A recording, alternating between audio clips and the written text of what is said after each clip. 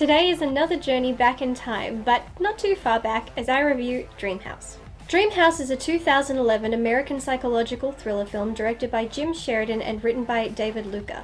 Soon after moving into their seemingly idyllic new home, a family learns of a brutal crime committed against former residents of the dwelling.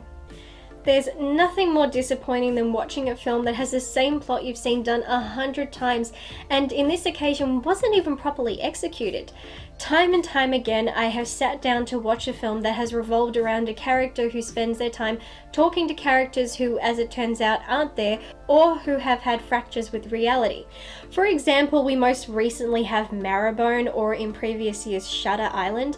I feel this film has a lot in common with Shutter Island, except Shutter Island was actually good and was able to better execute the plot. Both films center around a character who has come to create their own reality as to avoid the pain of the loss of their loved ones. Now, yes, this is the plot of many a film, but the similarities don't stop there. In Shutter Island, visuals were used to illustrate how fractured DiCaprio's character's mind was and how his brain was having trouble differentiating reality from fantasy. In some moments, people in his mind would start to burn away into ash. In Dreamhouse, Daniel Craig's character, once he realizes his mental state, the images in his head begin to peel and rot away, much like how a house peels and rots away over time. Now, I'm not saying the film had no right to do this, I simply point these out because it's hard to enjoy or appreciate anything about a film when it's been done before and on a much better level. While this film painfully drags on from start to finish, it is easy to see early on where the film is going. While this is usually a talent of mine to pick things up quickly, I in no way believe I picked this up as a result of my talents. I actually believe even the dumbest person on the planet could figure this out. Halfway into the movie, what I suspected is confirmed. Daniel Craig's character Will is actually Peter, and in his desperate attempt not to face the loss of his loved ones, he has brought them back to life in his mind, but with new names. Not the world's most original plot twist, but don't worry, more unoriginal plot twists to come. From this moment onward, we are watching Will try to separate fantasy and reality.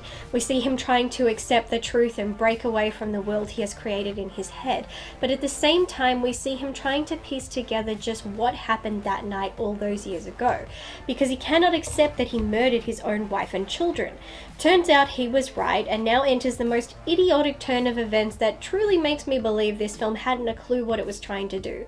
It's revealed his neighbor's crazy ex-husband had hired someone to kill his wife so that not only would he get his house back and the insurance money off his wife's death, but he gets custody of their daughter.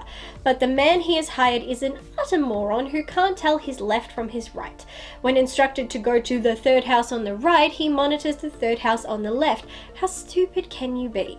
All the while observing a happily married couple but telling his employer that his wife is having an affair. Idiot in question shoots wife and children, and Craig's character, who is injured in the scuffle, is accused of their murders. So the film starts off about a mentally unstable person, but quickly turns into a story about a failed assassination attempt. So now we must insert attempt number 2. Crazy ex-husband of Neighbor, played by Naomi Watts, now plans to, with the same idiot, kill his wife and blame Will because he is just that desperate for custody of his now teenage daughter. Call me crazy, but I really don't think he's suitable father material. The situation quickly escalates, but Will is then saved by the ghost of his wife, who encouraged Will to wake up while she distracts the crazy man with the gun. I'm not sure if we're meant to believe that all this time he wasn't seeing things but was actually talking to ghosts, or the ghost just decided to appear at the end. As I said, this film by this point hasn't a clue what it wants to be.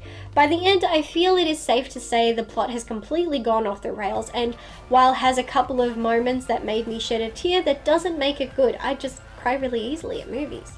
The film ends with Will, real name Peter, having written a book called Dreamhouse, which has become a #1 bestseller, but we have no idea what the book is about. One could assume it is about what happened to him, but that is just speculation. The plot to this film is predictable for the most part, the twists are idiotic, and ultimately the entire series of events was started because some guy doesn't know his left from his right. There really isn't anything to enjoy about this film, not even the performances. Every single actor performed their characters as drab and lifeless. Not a single one gave me anything worth talking about. I was waiting for a standout moment or for someone to at least deliver something that would allow me to say, the performance really saved this film. But they really don't. As soon as you see where this is going, you begin to tune out because there's little point in paying attention to what you already know. Perhaps the twists were an attempt to re-engage the audience, but instead they further put me off. After some investigation, I conclude that the film coming off as the mess that I perceived it to be is not the fault of the director actors. We can still blame the writer, as he came up with those convoluted plot points. Director Sheridan attempted reshoots of some scenes because they did not go so well with the test audience. He obviously knew where it needed to be fixed and was fully prepared to make those necessary changes. But Morgan Creek's head, Jim Robinson, took the film away from Sheridan and did the cutting themselves, which I believe resulted in us receiving the mess we ended up with. It's clear actors Craig and Weiss were in solidarity with their director, not agreeing with how things turned out. In fact, later Sheridan filed a request with the Directors Guild of America to have his name removed from the credits, ultimately due to the fact that the final product was not his work and clearly didn't want his name associated with something he, at the end of the day, was not responsible for and was a flop. I think this film is evidence that when a studio begins to step on the toes of actors and directors and squash their creativity, the entire product suffers for it. Thank you for watching this video. Take a look through my channel and see if any other videos take your fancy and maybe give them a try. Or may I suggest watching videos of animals doing crazy things, because those are pretty entertaining. Until next time, bye.